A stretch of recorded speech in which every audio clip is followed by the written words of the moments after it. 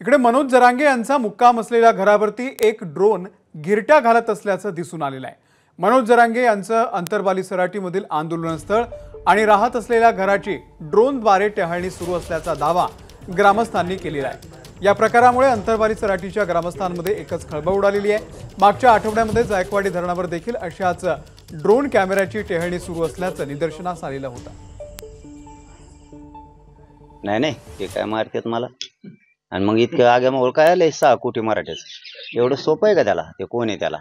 त्याने त्या नादात पडू नये आता लफड्यात त्या याल ते 5-6 दिवसापासून चालू आहे ती येतंय जातंय ते पण ते लयच लांब आहे वर ते असं टप्प्यात येतच नाही एका गोट्यात खाली पडतो आम्ही त्याला पण ते लयच लांब आहे तिकडे त्याने काय होणार नाही। तुम्ही मला किती बदनाम करायचा प्रयत्न केला दहशत निर्माण करायचे प्रयत्न मी नाही हटू शकत। मी तुम्हाला विकत घेऊ शकत नाही तुम्ही मला घेऊ शकत नाहीत तुम्ही मला मॅनेज करू शकत नाहीत माझी निष्ठा तुम्ही कधीच विकत घेऊ शकत नाहीत। एबीपी माझा उघडा डोळे बघा नीट।